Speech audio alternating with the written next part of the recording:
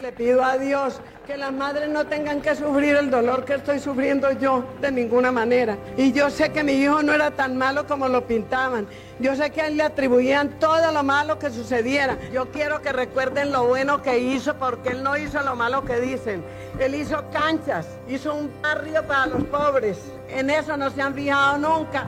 Como hijo, mejor dicho, no vuelve a nacer nadie en el mundo.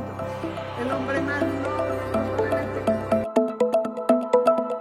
Halo Sobat Eskobok dimanapun kalian berada, bagaimana kabarnya? Semoga dalam keadaan baik-baik saja dan diberi kelancaran dalam segala aktivitasnya. Di video kali ini kita akan melanjutkan pembahasan series Narcos Season 3 episode ke-1. Masih bersama saya Eskobo yang akan menjelaskan alur ceritanya. Di season sebelumnya kita sudah mengetahui jika Pablo Escobar sudah tewas mengenaskan di atas atap akibat diburu oleh pemerintah Kolombia yang bersekutu dengan Amerika. Nah, dengan runtuhnya kartel Medellin, kini terdapat beberapa kartel di Kolombia yang mulai muncul untuk menggantikan posisi Pablo sebagai penguasa di Kolombia. Kartel terkuat saat ini ialah kartel Cali, di mana penguasa mereka yaitu Rodriguez bersaudara akan mendominasi pasar kokaina di Amerika. Oke, tanpa panjang lebar lagi di awal, langsung saja kita masuk ke dalam alur ceritanya.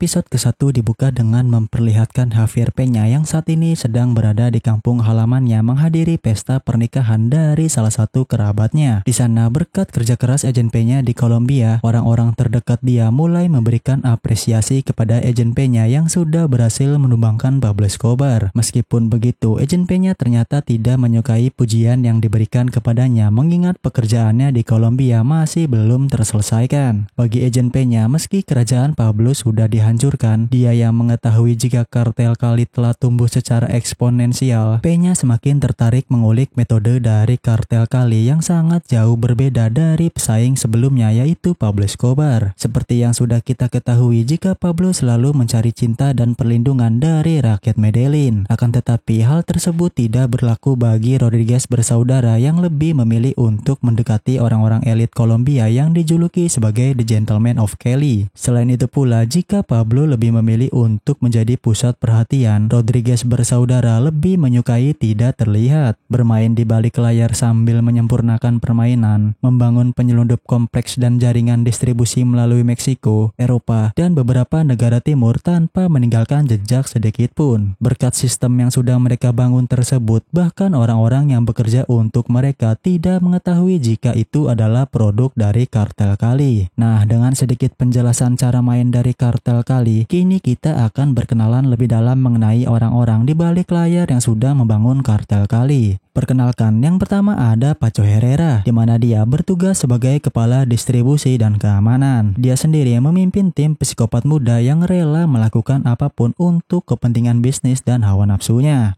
Lalu yang kedua ada CP Santa Cruz Londono, di mana dia bertugas menjalankan operasi di Amerika Serikat dan bertanggung jawab terhadap keuntungan terbesar di Cali di New York City. Lalu kemudian ada Miguel Rodriguez Orejuela, di mana dia adalah orang nomor 2 di kartel Cali yang bertugas mengawasi seluruh aliran uang yang masuk dan sogokan apa yang akan mereka berikan. Lalu yang terakhir ialah CEO kartel Cali, yaitu Gilberto Rodriguez Orejuela, sang pendiri sekaligus dalang dari otak kartel Cali. Mereka berempat adalah evolusi puncak perdagangan manusia, gembong narkoba terdepan, dan menjadi urutan kedua yang memungkinkan mereka tumbuh secara diam-diam menjadi kartel kokaina terbesar dalam sejarah Kolombia. Namun urutan kedua tersebut kini sudah tidak berlaku sebab sang raja kokaina sudah berhasil ditumbangkan, yang artinya mereka adalah target utama yang harus dihancurkan bagi agen DEA. Dengan terbunuhnya Pablo Escobar, kartel Cali yang sudah memiliki rencananya sendiri, kini mereka sedang mempersiapkan sebuah pesta besar yang mengundang beberapa organisasi di Kolombia untuk yang pertama kalinya. Di sana, dikarenakan pesta tersebut sangatlah penting untuk membahas kelanjutan dari bisnis mereka, kartel Cali yang sebelumnya selalu menggunakan tim keamanan khusus, dengan ini mengumpulkan semua tim intelijen terbaik guna keberlangsungan acara tersebut. Esta noche es berracamente importante. Los hermanos Rodríguez jamás reúnen a todos los miembros de su organización en un solo sitio. Ojos en la nuca, ¿me están oyendo? Jorge. Estén atentos. Radios en mano. Comuníquense. Vamos.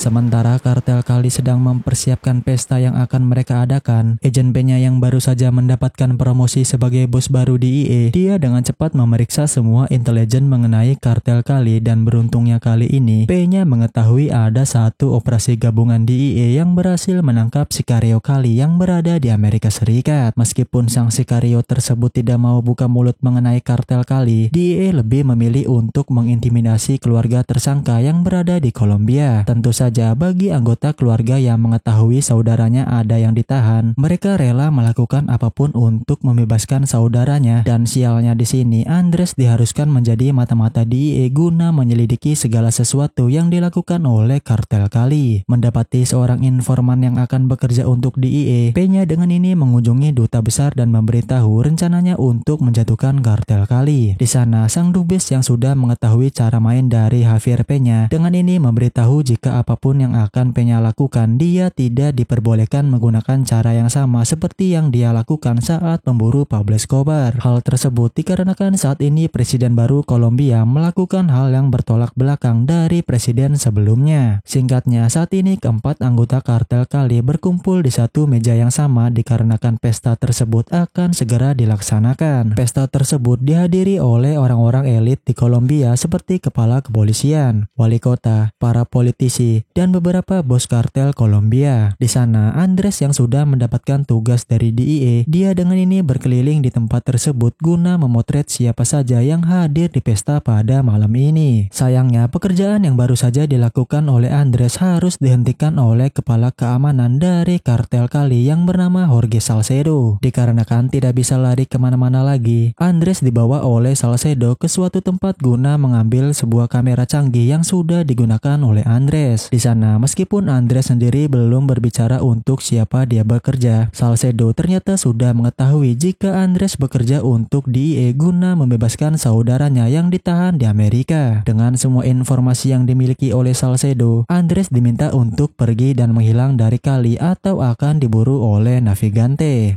Andrés, la cagaste. Pero yo creo que tienes suficiente cabeza para darte cuenta de eso. Tienes otra decisión que tomar y es la única manera de que salgas vivo. Lárgate de Cali. No te puedes despedir de tu mamá ni de tu novia.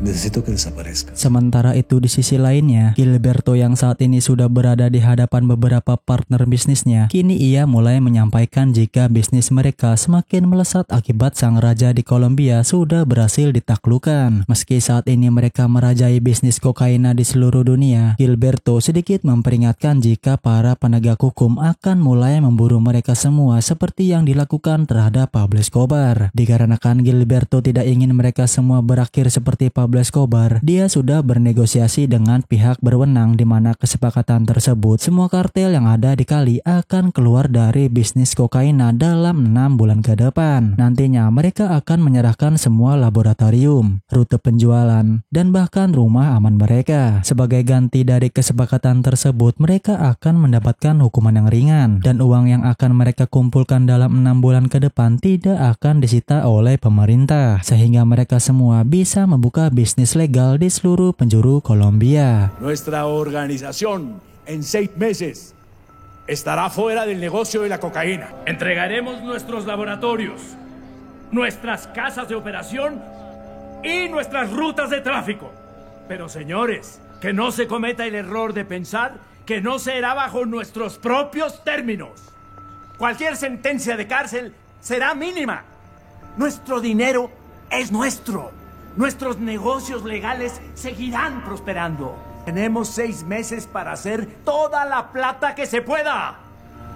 ¡Salud! ¡Salud! ¡Salud, señores! ¿Qué te pareció? Me parece muy buena propuesta.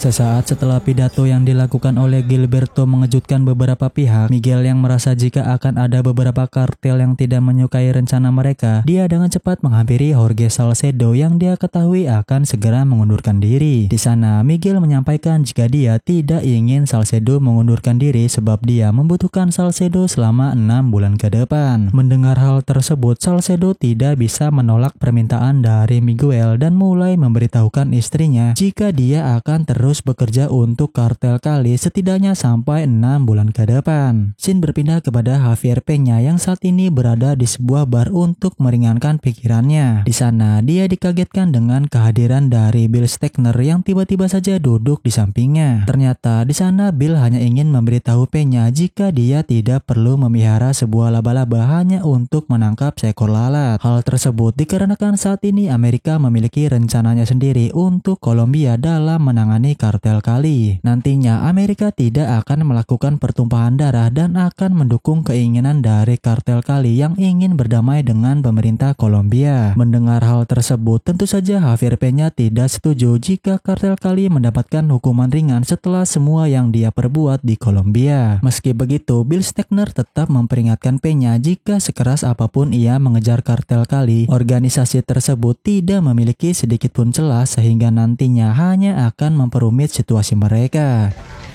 Welcome back, Agent Peña. Mazel tov on the promotion. That extra, 9K a year is really gonna come in handy. We do Cali differently. No swallowing the spider to catch the fly this time. Memphis got plans for Colombia. Another bloodbath complicates them.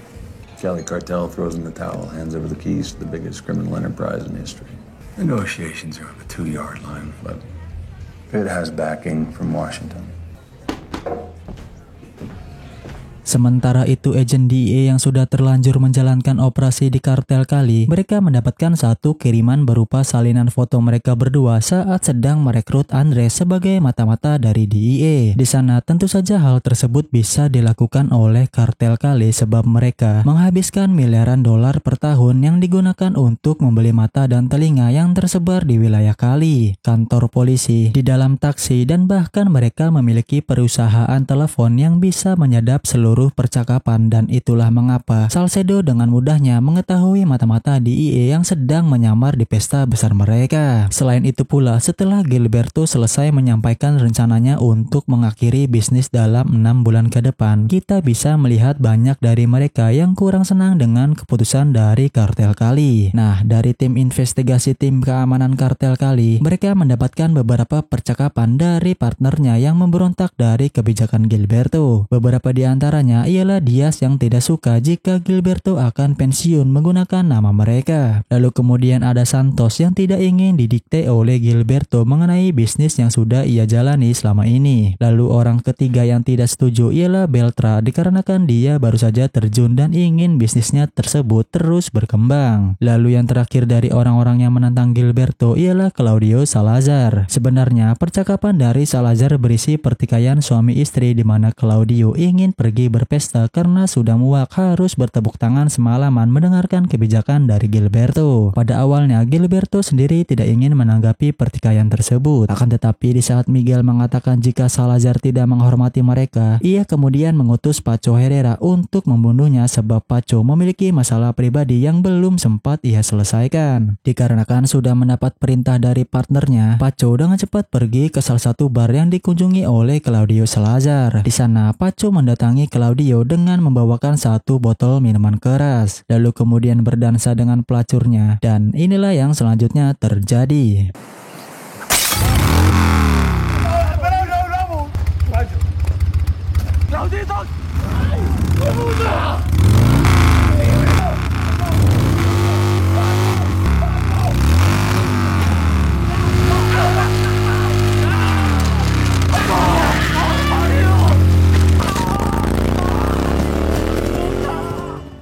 Dengan Dengan selesainya tugas dari Paco beserta anggota lainnya, keempat pengedar narkoba yang sudah menentang kebijakan Gilberto, kini jasad mereka dibungkus dengan razor wire atau yang biasa dikenal dengan kawat berduri dan membuangnya di sungai Cauca. Hal tersebut dilakukan oleh kartel Cali karena mereka memang ahli dalam menutupi kejahatannya, sebab jika mayat tersebut mengembung dan melebar, maka bagian tubuh mayat itu akan terpotong karena kawatnya, lalu kemudian menjadi makanan ikan di sungai tersebut, dan episode ke-1 pun berakhir. Episode kedua dibuka dengan memperlihatkan Orlando Henao, sang pemimpin dari kartel North Valley, yang menanyakan keberadaan dari rekannya yaitu Claudio Salazar. Di sana Gilberto sedikit menjelaskan kepada Henao jika Salazar tidak pernah berpartisipasi apapun di dalam organisasinya sehingga Gilberto sudah membereskannya. Meskipun Henao sendiri mengetahui jika Paco adalah seseorang yang terlibat di dalam hilangnya Salazar, Henao menghormati mereka berdua dan lebih memilih untuk pergi dari tempat tersebut. Gracias por tu amistad. Permiso. Pacho. Sesaat setelah Henao pergi dari kediamannya, Gilberto mulai memberitahu Paco jika dia akan melipat gandakan produksinya melalui Meksiko, sehingga Paco harus pergi menemui Carilo Fuentes guna membuat satu kesepakatan. Meskipun Paco sendiri mengetahui jika itu bukanlah alasan utama Gilberto mengirimnya ke Meksiko, Paco tetap akan mengikuti permainan dari Gilberto sehingga pertikaian dia dengan keluarga Salazar bisa sedikit mereda. Scene berpindah kepada Javier Peña yang saat ini menghadiri sebuah rapat bersama petinggi kepolisian di Kolombia. Di sana mereka mendapat teguran dari para petinggi dikarenakan agen DEA melakukan operasi sepihak tanpa berkonsultasi terlebih dahulu. Selain ingin memberitahu pihak Amerika jika mereka harus menghormati peraturan yang ada di Kolombia, Kolonel Martinez sedikit menjelaskan kepada agen Peña jika seharusnya dia sudah ditangkap karena melepas pasukan Los Pepes, bukannya malah dipromosikan sebagai atase DEA. Dengan semua permasalahan yang saat ini datang kepadanya, agen Peña kemudian menemui kedua bawahannya untuk mengatakan jika pemerintah Kolombia kini sudah menarik visa sehingga mereka harus kembali ke Amerika. The Colombians are pulling your visa. You're out of here tonight. There isn't going to be a next time. They're rotating you home. Well, thanks for getting our back, sir. Singkatnya, di malam hari, seorang pria muda terlihat sedang mengosongkan tabung gas yang berisi klorin ke saluran pembuangan bersama rekan-rekannya. Tanpa sepengetahuan mereka, gas tersebut masuk ke dalam sebuah gedung apartemen yang mengakibatkan kematian 4 orang yang diantaranya adalah anak-anak dan ribuan lainnya terpapar gas beracun. Dikarenakan aparat setempat tidak menemukan sumber kebocoran gas di wilayah Yumbo, pejabat negara dengan ini akan mengadakan penyelidikan formal sehingga mereka dapat mengetahui asal-usul dari gas beracun tersebut. Sementara itu, Gilberto yang mengetahui jika anak Miguel adalah biang keladi dari permasalahan tersebut, kini ia sangat marah kepada David sebab dia sangat ceroboh dalam menjalankan bisnis keluarganya. Dikarenakan Gilberto mengetahui jika insiden ini akan berdampak buruk ke dalam kesepakatannya dengan pemerintah, ia memerintahkan Cordova untuk mencari tahu siapakah seseorang yang akan menangani kasus tersebut. Soluciona esto discretamente, sin violencia. Es lo menos que necesitamos. ¿Qué? ¿No tienes una idea más brillante o qué? Cometimos un error, Gilberto. Dengan satu perintah dari Gilberto, Cordova dengan cepat memanggil Salcedo dan mulai mendiskusikan apa yang akan mereka lakukan sebab sang inspektur keselamatan di wilayah Yumbo memiliki karir yang sangat bersih dan anti suap. Mendengar hal tersebut, Salcedo sedikit tidak setuju karena baginya tidak ada satu orang pun yang bersih di dunia ini. Dengan satu keyakinan yang Salcedo pegang, ia kemudian mengumpulkan semua anak buahnya dan mulai memberikan instruksi jika target mereka kali ini ialah sang inspektur keamanan. Di sana, Salcedo menginginkan mereka semua untuk mencari tahu semua yang berkaitan dengan sang inspektur, mulai dari mengawasi orang-orang terdekatnya selama 24 jam penuh, lalu apa saja yang dilakukan dia di tempat kerjanya, apa agendanya, siapa saja yang akan dia temui, dan yang tak kalah pentingnya, mereka harus menyadap semua telepon yang ada di kediamannya, di kantornya, dan bahkan telepon genggam yang dia miliki. Dengan semua tindakan yang Salcedo lakukan, ia akhirnya bisa mengetahui jika sang inspektur memiliki wanita simpanan yang akan dia temui esok hari. Tak ingin melewatkan kesempatan emas tersebut, Salcedo dengan cepat menghampiri hotel di mana mereka berdua sering bertemu dan mulai memasang banyak alat penyadap di setiap sudut bangunannya.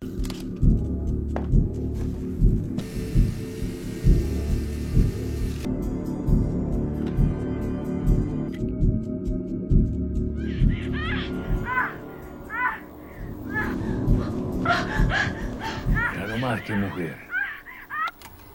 Berkat kerja keras dari Salcedo selama ini, akhirnya mereka memiliki satu aib dari sang inspektur yang akan digunakan oleh kartel Cali untuk melakukan penekanan. Dengan satu bukti tersebut, Salcedo dengan cepat mengunjungi kantor sang inspektor dan meminta dia untuk mengumumkan di siaran pers bahwa kebocoran gas beracun tersebut disebabkan oleh kebocoran jalur gas alam yang berada di daerah Yumbo. Pada awalnya, sang inspektur tidak ingin mengikuti perintah dari Salcedo dan akan tetap mengatakan hal yang sebenarnya. Akan tetapi di saat Salcedo mengatakan jika dia akan menyebarkan salinan video skandal tersebut ke seluruh penjuru negeri, akhirnya sang inspektur mau mengikuti keinginan dari Salcedo guna menjaga kehormatan keluarganya. Scene berpindah sejenak kepada Maria yang kini mengkhawatirkan Claudio Salazar karena belum juga kembali sejak menghadiri pesta di kartel Cali. Di sana dia menanyakan kepada orang-orang terdekat Claudio dan bahkan menghubungi sang mertua jika saat ini tidak ada yang mengetahui keberadaan dari anaknya tersebut. Dengan perbuatan Maria yang telah menanyakan keberadaan suaminya di mana-mana, hal tersebut membuat Miguel ingin menemuinya dan meminta Navigante untuk menjemput Maria. Tentu saja tak butuh waktu lama bagi Navigante untuk mencari dan membawa Maria ke tempat Miguel berada. Sesaat setelah bertemu langsung dengan Maria, Miguel dengan cepat mengatakan jika Claudio sudah dibunuh oleh satu partnernya karena dendam pribadi di masa lalu.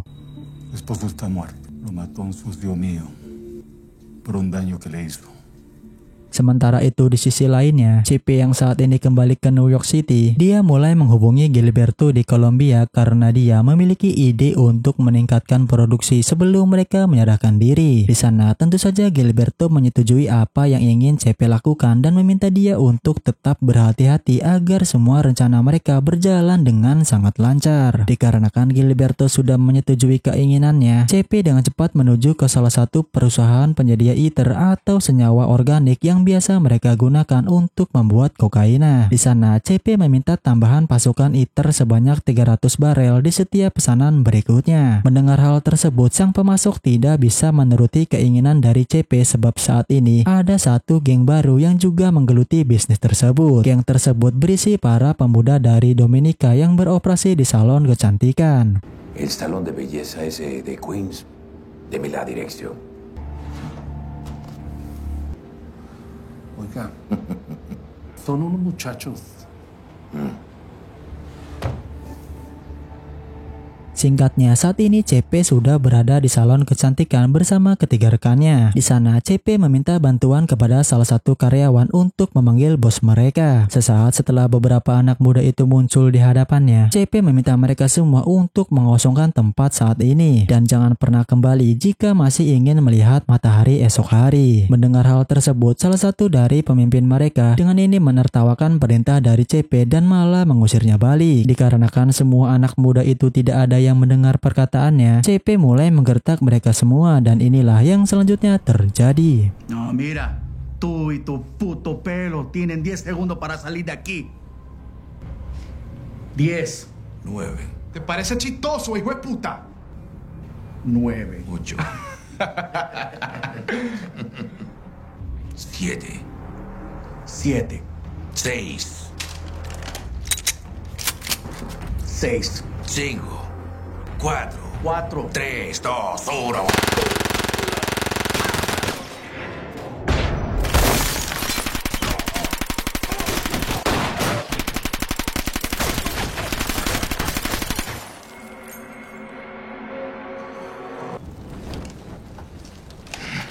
Scene berpindah kepada agen baru DEA yang bernama Chris Vestal dan Daniel Van Ness. Di sana, mereka berdua baru saja mendapatkan informasi jika saat ini Cornerstone mengirimkan data dari Miami yang berisi tentang beberapa perusahaan milik kartel Cali. Meskipun Javier Peña sendiri mengetahui jika perusahaan tersebut merupakan tulang punggung keuangan kartel Cali, dia tidak bisa mengirim agen Vestal ke tempat tersebut dikarenakan saat ini mereka memerlukan izin terlebih dahulu kepada pemerintah Kolombia. Tak lama setelah percakapan Peña dengan dengan agen Vestal, tiba-tiba saja dia didatangi oleh seorang reporter bernama Carolina Alvarez yang menanyakan soal keterlibatan Peña dengan pasukan pembunuh yaitu Los Pepes dan mengapa dia tidak ingin mengejar kartel Cali yang berkuasa saat ini. Mendengar hal tersebut, Peña tidak ingin berkomentar dan menyuruh Carolina menghubungi kantor pers jika dia ingin mengulik lebih dalam. Melihat Peña yang ingin pergi begitu saja, Carolina dengan cepat memberitahu insiden Cali yang sudah merenggut 4 nyawa dan menyebabkan ratusan lainnya menjadi keracunan. Selain itu pula, Carolina memberitahu Peña jika tabung gas klorin baru ditemukan sehingga memunculkan rumor jika pabrik gas tersebut dikendalikan oleh kartel Cali. Episode kedua berakhir dengan satu adegan di mana sang inspektur keamanan mulai melakukan konferensi pers mengenai insiden yang baru-baru ini terjadi. Di sana, setelah melakukan berbagai investigasi, sang inspektur akhirnya mengetahui jika paparan kimia di Yumbo disebabkan oleh katup yang rusak pada jalur gas alam di daerah tersebut. Di sana, salah satu perusahaan yang bergerak di bidang tersebut tentu saja akan bertanggung jawab penuh mengenai insiden tersebut. Mendengar hal tersebut, Peña sedikit teringat dengan ucapan dari Carolina di mana perusahaan gas itu dikendalikan oleh kartel Cali. Merasa jika ada hal aneh yang sedang ditutup-tutupi, Peña dengan cepat memberitahu agen Vestal jika dia harus mempersiapkan diri sebab sebentar lagi dia akan dikirim ke Cali dan episode kedua pun berakhir.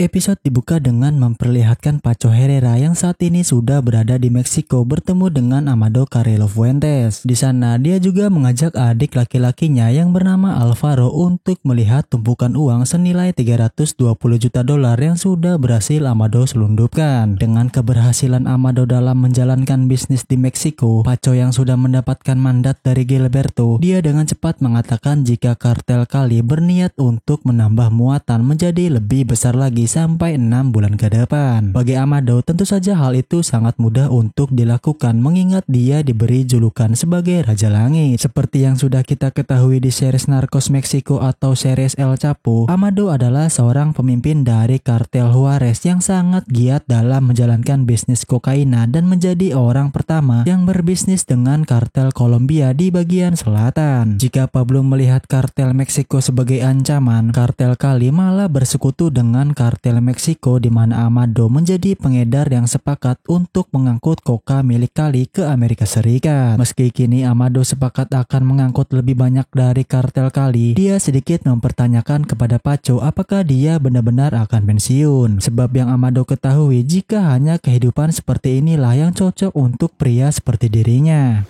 ¿Qué va a pasar contigo? Habrá otros socios, más drogas. No, tú, cabrón. No. ¿Qué vas a decir? ¿Que te vas a retirar ahí como si este fuera un pinche negocio normal o qué? Esto es un estilo de vida, cabrón. Esta chingadera te retira cuando ya no te ocupa. ¿Qué te vas a poner a jugar golf, cabrón, con un pinche ruquito o qué?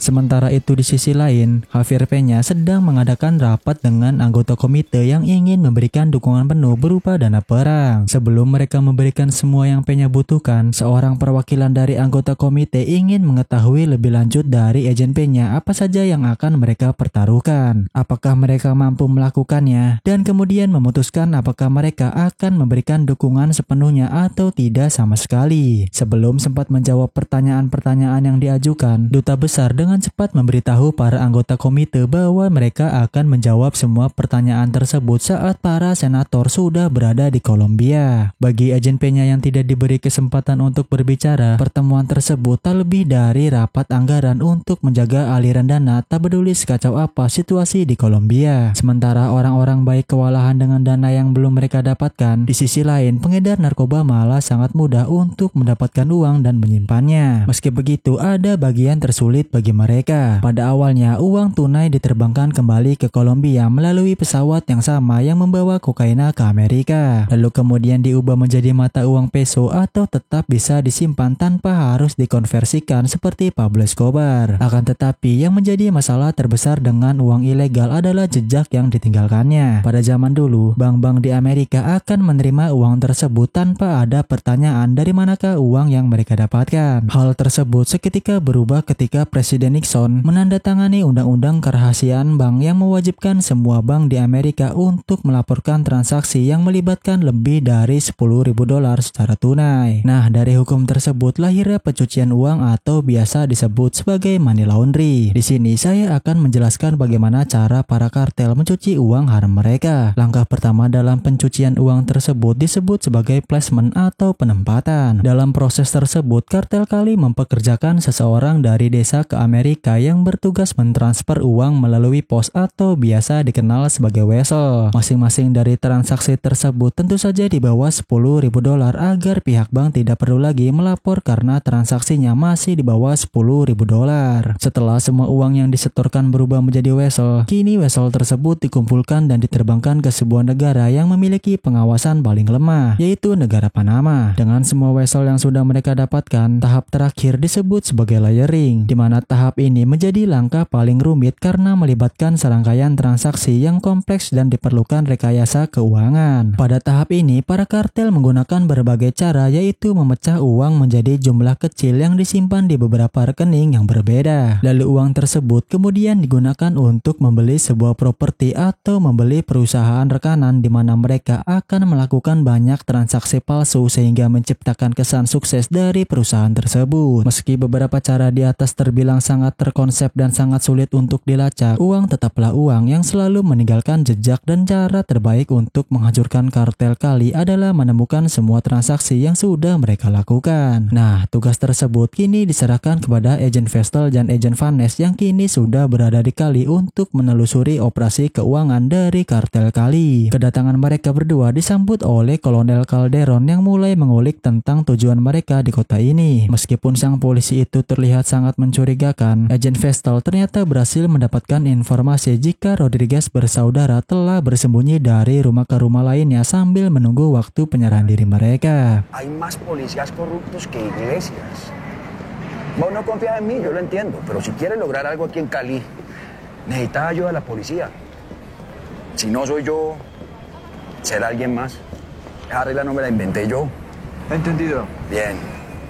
Sementara Gilberto dan Miguel menjalankan operasinya sambil berpindah-pindah tempat, partner mereka di Amerika terus memperluas operasi di New York City guna mendapatkan banyak uang untuk dana pensiun mereka. Jelas, kartel kali saat ini seperti hantu yang tidak terdeteksi keberadaannya. Meski begitu, kesalahan komputer di Monaco membuat pihak berwenang memperhatikan bahwa satu perusahaan rekanan memiliki banyak akun di bank yang sama. Setelah ditelusuri lebih lanjut, mereka menemukan adanya hubungan dengan ratusan akun bodong di seluruh Eropa yang semua itu kembali merujuk ke satu bank, yaitu di Bogota. Tentu kesalahan itu membawa keberuntungan bagi DIA, yang mana mereka langsung menggunakan senjata andalannya, yaitu daftar Clinton. Singkatnya, daftar Clinton adalah sebuah daftar yang diberikan oleh sang presiden di mana mereka yang masuk ke dalam daftar tersebut ialah perusahaan-perusahaan yang teridentifikasi telah bekerja untuk para gembong narkoba. Nantinya beberapa perusahaan yang sudah masuk ke dalam daftar Clinton akan dilarang melakukan bisnis dengan perusahaan Amerika, dan perusahaan Amerika sendiri dilarang melakukan bisnis dengan mereka. Nah, berbekal ancaman dari daftar Clinton, Agen P-nya akhirnya bisa mendapatkan hampir semua informasi yang dia inginkan, termasuk kontak dari pencuci uang nomor 1 dari kartel kali yang bernama Franklin Jurado. Bagi kartel kali, Jurado adalah jembatan sempurna antara narkoba dengan dunia keuangan tingkat tinggi, di mana dia bisa berbicara dalam 5 bahasa secara fasih dan memiliki banyak paspor guna mendukung kejahatannya. Selain itu, Jurado menikahi seorang gadis Amerika yang dia temui saat sekolah bisnis di Amerika Serikat, lalu kemudian membawanya ke selatan dan memasukkannya ke dalam aksi pencucian uang sebab istrinya tersebut memiliki paspor Amerika yang setara dengan emas murni di setiap bank Karibia. Namun sepandai-pandainya tupai melompat akhirnya jatuh ke tanah jua.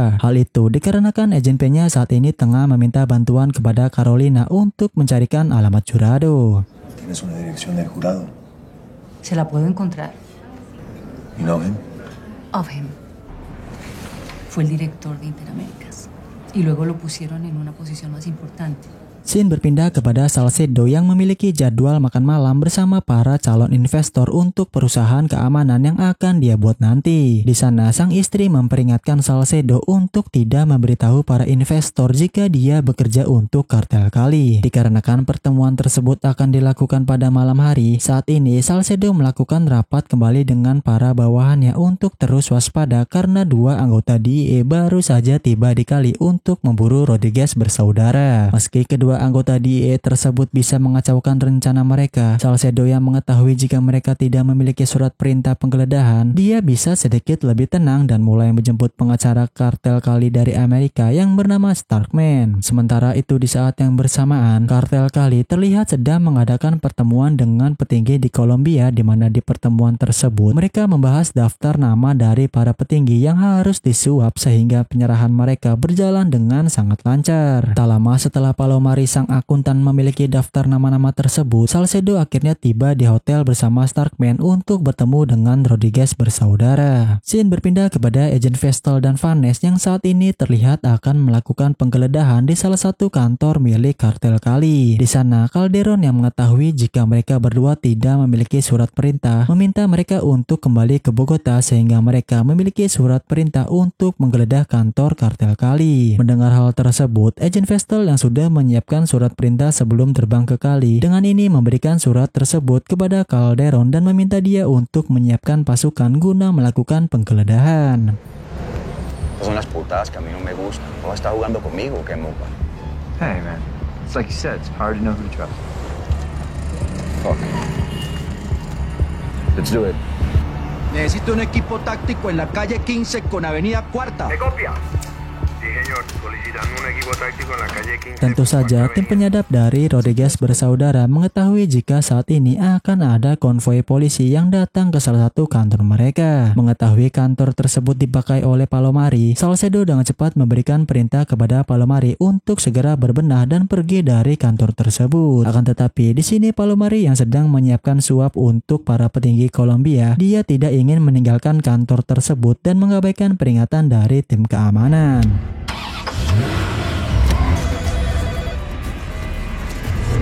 Contesta, marica, contesta. Aló, ¿qué hubo? Mira, es Salcedo. Vas a tener una visita no agradable. Salte de ahí ahora. Ocúpate de tu trabajo que yo hago el mío.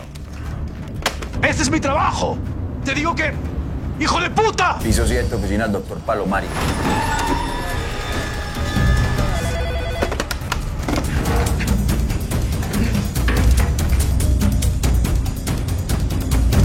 Concha su madre.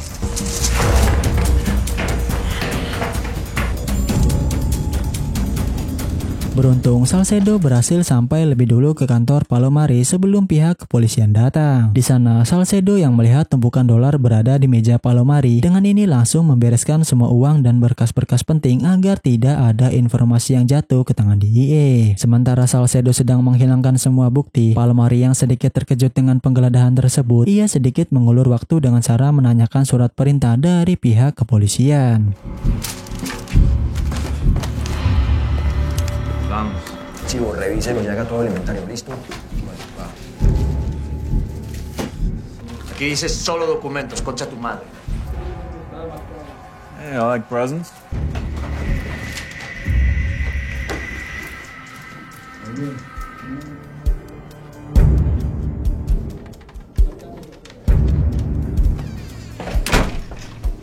Setelah operasi penggeledahan yang dilakukan oleh DIE bersama pihak kepolisian, semua berkas yang sudah dikumpulkan dengan ini dibawa ke kantor dan akan dipindahkan ke Bogota oleh pihak DIE. Akan tetapi, keinginan dari Agent Vestal untuk memindahkan semua barang bukti tersebut lagi-lagi dicegah oleh Kapten Calderon karena file tersebut akan diinvestigasi oleh pihak kepolisian. Meski Agent Vestal dan Vanes merasa telah ditipu oleh Kapten Calderon, mereka tidak bisa berbuat apa-apa dan akan kembali ke Bogota pada malam hari. Kali. Scene berpindah kepada Agent Peña yang saat ini sedang membuntuti Franklin Jurado yang ingin pergi ke Panama. Di sana, Agent Peña yang tidak ingin kehilangan jejak dari Jurado dengan cepat pergi ke landasan dan meminta pilot dari DEA untuk mengantar dia ke Panama. Akan tetapi, sang pilot ternyata tidak bisa mengikuti keinginan dari Agent Peña sebab Bill Stegner sudah mengatur pertemuan dengan para senat untuk membahas kelanjutan dari dana perang mereka. Agent Peña sendiri yang saat ini sudah menjabat sebagai atasé DEA tentu saja tidak bisa melewatkan rapat tersebut sehingga dia dan Bill Stegner langsung terbang menggunakan helikopter. Di sana ternyata tujuan mereka ialah mengunjungi tim komando Kolombia yang baru saja memenangkan pertempuran melawan pasukan FARC yang bekerjasama dengan kartel Kolombia. Dengan terdapat beberapa korban peperangan dan senjata termasuk kokaina yang mereka sita, Bill Stegner mulai meyakinkan sang senator jika perang melawan narkoba di Kolombia benar-benar harus menjadi prioritas utama mereka. Sang senator sendiri yang melihat hal tersebut, mereka akhirnya setuju akan mengirim dana perang sebesar 5 miliar US dollar dan menuntut kemenangan besar dengan dana tersebut. Dikarenakan sang senator sudah menyetujui dana perang tersebut, Bill Stegner mulai berjanji kepada mereka berdua jika dalam beberapa bulan ke depan dia akan menghentikan operasi dari kartel terbesar yaitu kartel Cali. Tentu saja Agent Peña yang mengetahui jika Bill mencoba untuk mengumpulkan dana tanpa harus berperang langsung dengan kartel Cali, dia sangat marah karena tindakan yang Bill lakukan akan membuat kartel Cali bebas begitu saja tanpa diadili sesuai hukum yang ada.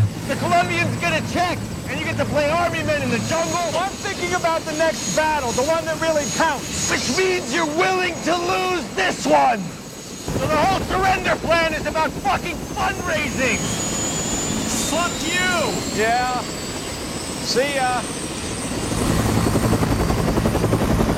Scene berpindah kepada Maria Salazar yang kini sedang menghubungi mertuanya sebab saat ini dia baru saja diberikan sebuah apartemen oleh Don Miguel untuk tempat tinggalnya. Di sana, sang mertua yang mengetahui jika kartel Cali sudah membunuh anaknya, dia meminta Maria untuk menerima apartemen tersebut yang kemudian akan dijual sehingga mereka mendapatkan uang untuk membalas dendam. Mendengar hal tersebut, akhirnya di malam hari Maria bertemu dengan Miguel di apartemennya dan menanyakan apa yang diinginkan oleh Miguel untuk kemurahan hatinya. Di sana, Miguel ternyata tidak menginginkan apa-apa dari Maria dan hanya ingin memberikan apartemen tersebut untuk tempat berlindung Maria sebab Miguel mengetahui jika Maria tidak ingin kembali kepada keluarga Salazar. Sementara itu di saat yang bersamaan, Salcedo mendapatkan kabar dari Kapten Calderon jika dia sudah mengirim agen DEA kembali ke Bogota dan melarang mereka berdua yang ingin membawa semua berkas milik Palomari. Meskipun Salcedo sendiri mengetahui jika kedua agen tersebut bisa sangat berbahaya, dia yang mendengar jika mereka sudah dikirim kembali ke Bogota, akhirnya Salcedo bisa sedikit bernafas dengan lega dan mulai melakukan rapat dengan para investor bersama istrinya. Di sana, para investor yang sudah mengetahui jika Salcedo memiliki potensi besar di dalam bisnis yang akan dijalankan, mereka benar-benar tertarik kepada Salcedo sehingga mereka mengeluhkan tentang penundaan kerjasama selama 6 bulan ke depan. Pada awalnya, Salcedo bisa meyakinkan mereka berdua jika dia benar-benar sangat serius dalam proyek tersebut. Akan tetapi tak lama setelah itu, David muncul bersama anak buahnya dan mulai mengungkapkan jika Salcedo adalah salah satu pria terbaik yang dimiliki oleh kartel Cali.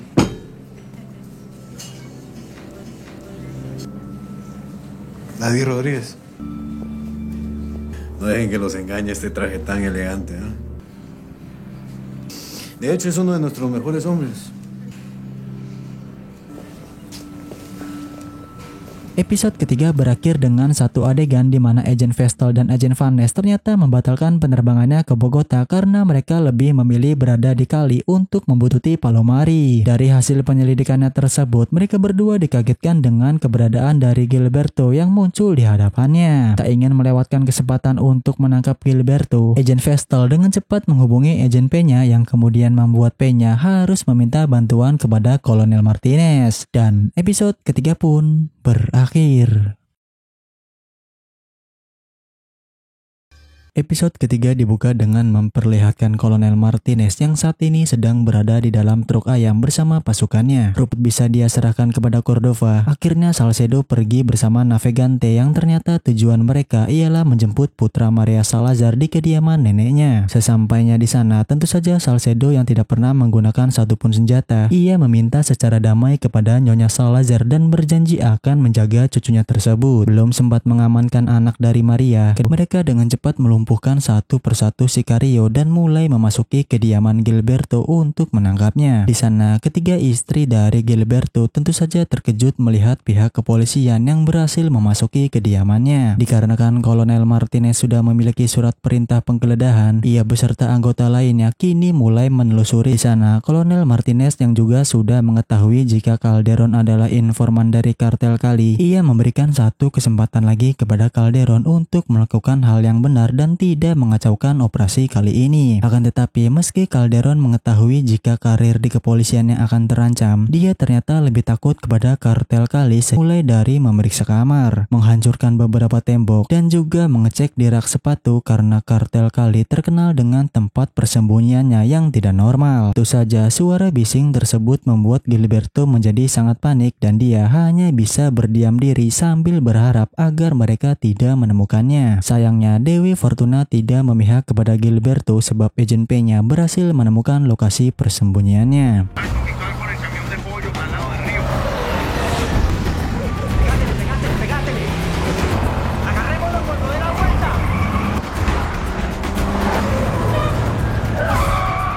Sesaat setelah aksi kejar-mengejar antar kepolisian Cali dengan pasukan Martinez, mereka akhirnya bisa memberhentikan mobil truk tersebut yang kemudian memaksa Agent Vestal untuk melepaskan Gilberto. Benar saja, mereka dihadang oleh pasukan Calderon yang sudah menodongkan senjatanya, turun untuk menghampiri mereka semua dan mengatakan jika perbuatan mereka sudah menghambat penangkapan dan pemindahan seorang buronan yang berada di bawah perintah pengadilan.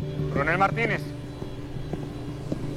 Señor, por favor, no se acerque más. Es un delincuente que tiene orden judicial. Y usted lo sabe, eso a cárcel. Lo que ustedes están haciendo hoy, lo que están haciendo ahora, ¿son policías o no? Sí me gusta.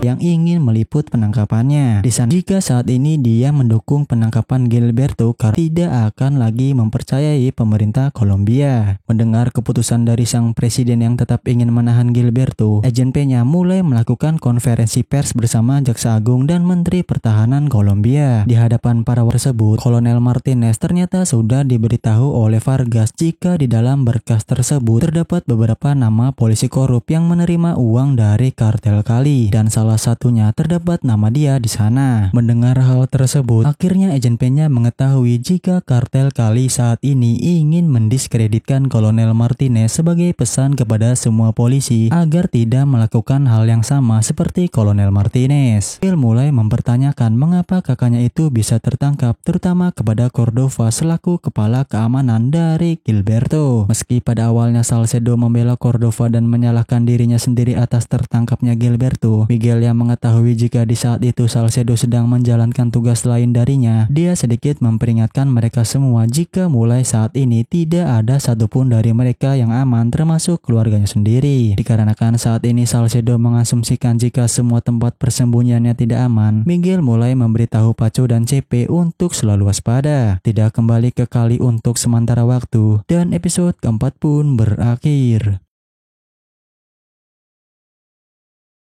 Episode kelima dibuka dengan memperlihatkan Agent P-nya yang saat ini tengah menghadiri rapat bersama petinggi Kolombia guna membahas kelanjutan dari operasi kartel Cali. Di sana, menurut intelijen dari Kolombia, Gilberto adalah faktor kestabilan kartel Cali yang mana penangkapannya itu bisa menyebabkan peningkatan kekerasan terhadap warga sipil maupun kepolisian. Jelas di sini maksud dari sang jenderal ialah untuk memperingatkan mereka semua jika operasi terhadap kartel Cali kini akan sangat berbahaya mengingat tim keamanan Rodriguez akan beroperasi dengan siaga tinggi sebab ketiga Godfather masih bersembunyi. Nah, dengan segala kerumitan yang terjadi di Kolombia, sang jenderal akan menyerahkan segalanya kepada orang yang bertanggung jawab membawa situasi ini kepada mereka semua, yaitu Javier Peña. Pernyataan yang baru saja jenderal katakan ternyata hal tersebut disebabkan karena presiden baru Kolombia yang bernama Ernesto Samper dan seluruh stafnya sudah sepakat terhadap penyerahan keempat anggota kartel Cali sebelum mereka semua menjabat. Meski semua staf termasuk Menteri Pertahanan yaitu Fernando Botero mengetahui jika penyerahan tersebut buruk secara politik, mereka yang tidak memiliki pilihan lain tak malu untuk menyetujui hal tersebut sehingga penangkapan Gilberto membuat semua rencana mereka menjadi berantakan. Dengan semua kekacauan yang sudah Peña timbulkan, dia kemudian diminta oleh Menteri Pertahanan untuk mencari seorang saksi sebab Gilberto Rodriguez tidak akan bertahan lama di dalam penjara. Mengetahui jika sang menteri masih memiliki keinginan untuk terus memenjarakan Gilberto, Peña dengan cepat meminta bantuan untuk memberikan kebebasan terhadap timnya di Cali sebab mereka mendapatkan pembatasan yang sangat berlebihan. Sir,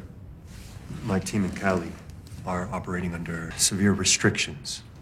They need their independence. I'll make a call. Thank you, sir.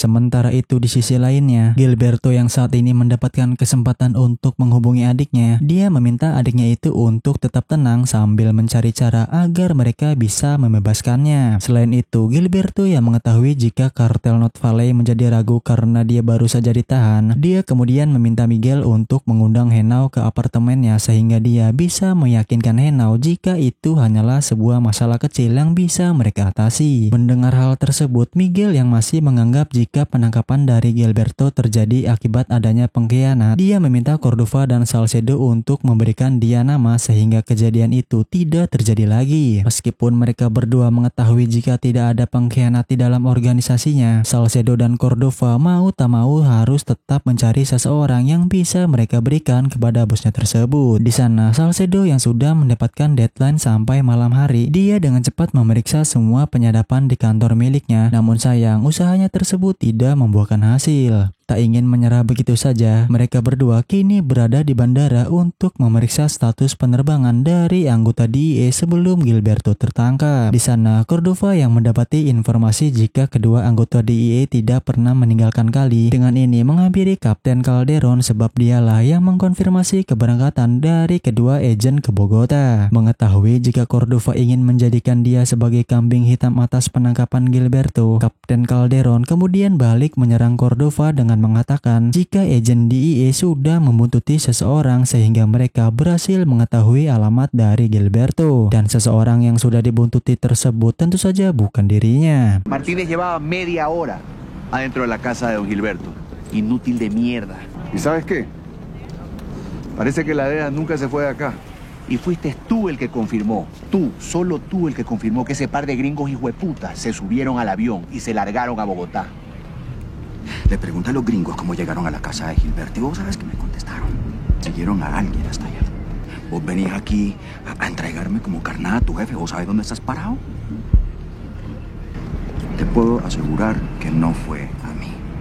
Mendengar ucapan dari Calderon, Salcedo yang mengetahui jika agen DIE hanya mengetahui kantor Palomari, dia membuat kesimpulan jika ucapan dari Calderon masih masuk akal di mana agen DIE membuntuti Palomari dari kantornya sampai tiba di tempat persembunyian Gilberto. Seperti yang sudah kita ketahui jika di malam agen DIE membuntuti Palomari, dia diantar oleh Cordova sehingga kesalahan tersebut akan mengarah kepadanya. Dikarenakan tidak ingin disalahkan atas penangkapan Gilberto, Cordova meminta Salcedo untuk bekerja sama menyerahkan Calderon kepada Miguel sehingga nyawa mereka berdua bisa terselamatkan. Singkatnya, saat ini mereka berdua sudah berada di kediaman Miguel dan mulai melaporkan jika kesalahan tersebut diakibatkan oleh Calderon yang memberikan informasi palsu mengenai kepulangan agen DIE. Pada awalnya, Miguel tidak puas dengan informasi tersebut karena hal itu tidak menjelaskan mengapa DIE bisa mengetahui lokasi dari Gilberto. Akan tetapi, di saat Salcedo mengatakan jika jika ada kemungkinan DIA menggunakan alat pengintai udara, akhirnya Miguel bisa sedikit tenang dan meminta mereka untuk membatasi informasi kepada Kapten Calderon. Scene berpindah kepada Agent Peña yang saat ini sedang mengunjungi kediaman Cristina untuk mengajaknya bekerja sama. Di sana Peña menjelaskan jika saat ini Gilberto sudah berada di dalam penjara dan tidak akan lama lagi ketiga partnernya tersebut juga akan menyusulnya. Nantinya di saat semua anggota The Godfather sudah ditangkap, maka suaminya juga akan ikut diadili karena dia adalah juru kunci pencucian uang dari kartel Cali. Nah, maksud kedatangan Agent Peña ialah untuk menawarkan bantuan kepada dia dan suaminya agar tidak berakhir berbagi satu sel yang sama dengan anggota kartel Cali lainnya. Mereka berdua hanya perlu bersaksi mengenai pencucian uang kartel Cali sehingga Gilberto dan partner lainnya berada di dalam penjara untuk waktu yang lama. Gilberto Rodriguez is in jail. It won't be long before he has company. There's a very small window for people like you and your husband to still be of any use to us. You're running out of time. So if Franklin really does care about you, then he'll do what's right. But I do know that there is no future for you in any version of how this plays out if he doesn't help us. Think it over. But don't take too long.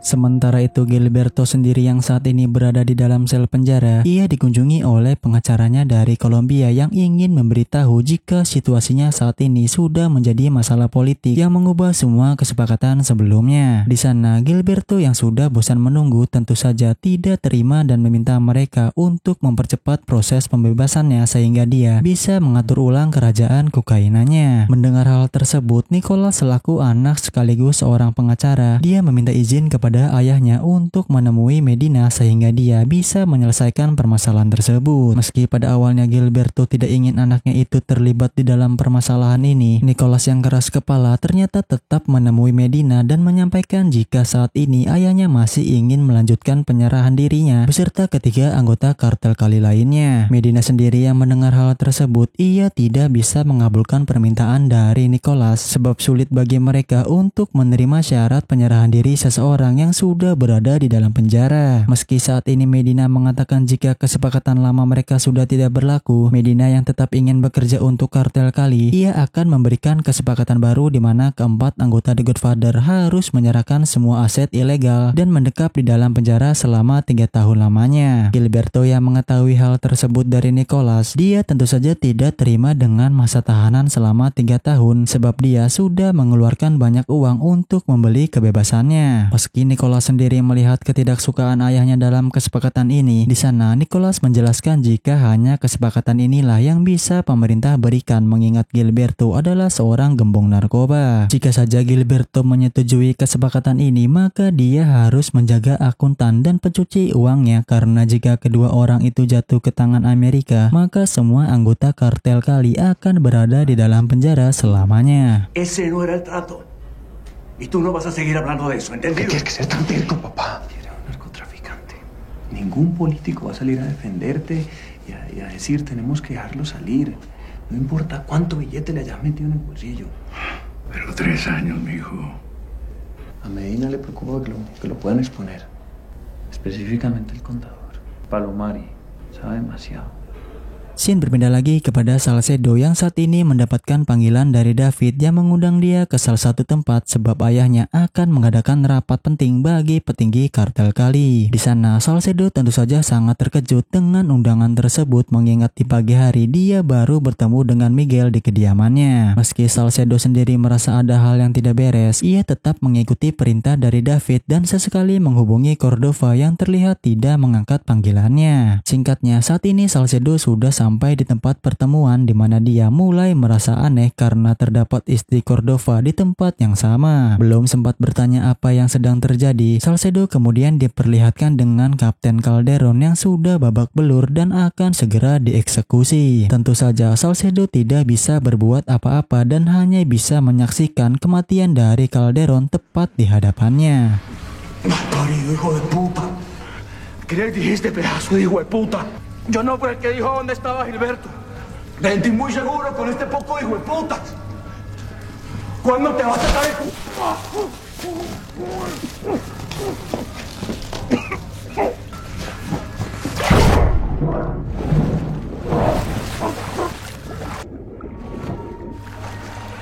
Sesaat setelah menyaksikan pembunuhan Calderon, Salcedo kemudian dibawa oleh David ke sisi lainnya dan alangkah terkejutnya Salcedo melihat Cordova yang sudah terikat di sebuah kursi dengan wajah yang babak belur. Kali ini Salcedo tidak hanya berdiam diri, dia mulai mempertanyakan mengapa David melakukan hal ini sebab Cordova sangat setia kepada kartel Cali. Mendengar hal tersebut, David mulai menjelaskan jika di saat Salcedo mengunjungi istri dan anak-anaknya, Cordova ternyata sedang menuju ke bandara bersama keluarganya untuk meninggalkan Kolombia. Dengan tindakan yang dilakukan oleh Cordova, hal itulah yang membuat David mempercayai jika Cordova adalah seorang pengkhianat. Mientras vos estabas con tu esposa e hijas, este sapo de mierda iba camino al aeropuerto. Su esposa y sus maletas hechas.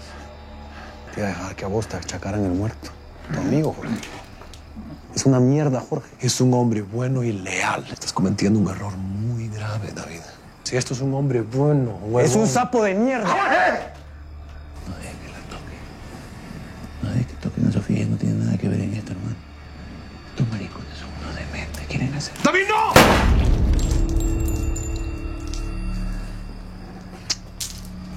Deberías de hacer caso a tu amigo, Jorge. Voy a mirar a Sofía.